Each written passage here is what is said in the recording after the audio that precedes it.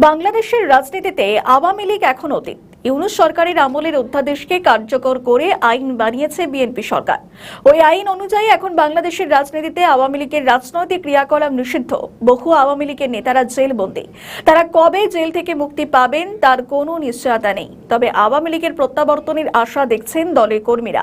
গোপনে আওয়ামী লীগকে ফেরাতে শপথও নিতে দেখা গিয়েছে যুব আওয়ামী লীগের নেতৃত্বকে। কিন্তু সংসদে যখন আওয়ামী লীগকে নিষিদ্ধ করা হলো তখন জামায়াত পাশে দাঁড়িয়েছিল।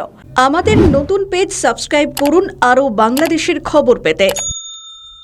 সূত্রে খবর, জামায়াত ইসলামী নেতা ওরফে বিরোধী দলের প্রধান ডক্টর শফিকুর রহমান এর বিরোধিতা করেন। তবে জামায়াতের নেতৃত্বাধীন 11 দলীয় জোটের অন্যতম শরিক দল জাতীয় নাগরিক পার্টি তথা এনসিপি এই বিলের ওপর কোনো আপত্তি নেই বলে স্পিকারকে জানিয়েছে।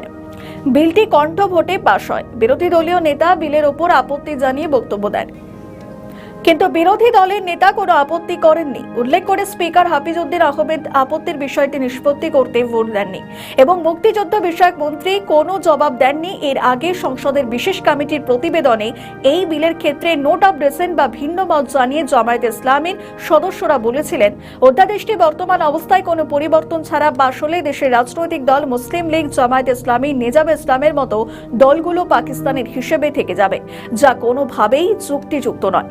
এই অধ্যাদেশের বীর মুক্তিযোদ্ধা এবং মুক্তিযুদ্ধের সংজ্ঞা পরিবর্তনের দাবি রাখে। কমিটির প্রতিবেদনে জামায়াতের পক্ষ থেকে আরও বলা হয় যে 2002 সালে খালেদা জিয়ার সরকার আমলে আইনি দলগুলোকে পাকিস্তানি হানাদার বাহিনীর সহযোগী বলা হয়নি।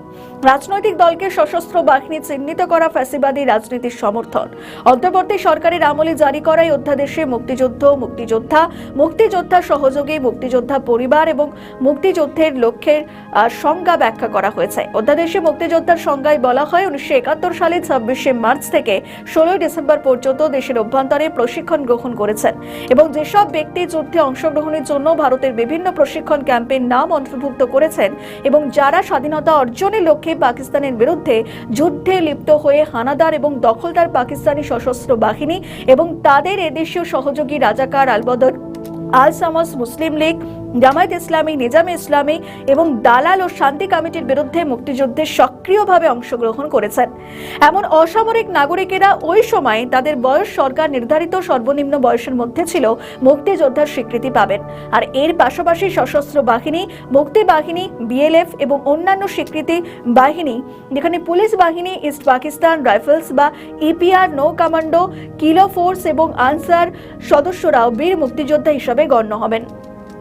কিন্তু আওয়ামী লীগকে নিষিদ্ধ করার পক্ষে একটি সময় বিএনপি এবং তার আগের সরকারের পাশে ছিল জামায়াত। কিন্তু কি এমন হলো যে সংসদে এই অধ্যাদেশকে বাতিল করার সিদ্ধান্তের বিরোধিতা করলো জামায়াত? জামায়াত ইসলামীর এই নেতা জানান, অত্যন্ত স্পর্শকাতর এই আইন। এই অধ্যাদেশকে আইনে কার্যকর করার আগে আরো একটি সময় দেওয়া হোক। আওয়ামী লীগের সরকারের পালাবদলের পর সংগঠন হিসাবে নিষিদ্ধ করা হয়েছিল জামায়াত ইসলামীকেও। ক্ষমতায় এসে আগামী দিনেও বিএনপি জামায়াত ইসলামীকে ফের নিষিদ্ধ করতে পারে। জামায়াতের বিরুদ্ধে রয়েছে মানবতা বিরোধী কার্যকলাপের মতো অভিযোগ। তাই কি ভবিষ্যতে জামায়াত ইসলামীকে নিষিদ্ধ করার আগে তারা আওয়ামী লীগের পাশে দাঁড়াতে চেয়েছিল? আমাদের নতুন পেজ সাবস্ক্রাইব করুন আরো বাংলাদেশের খবর পেতে।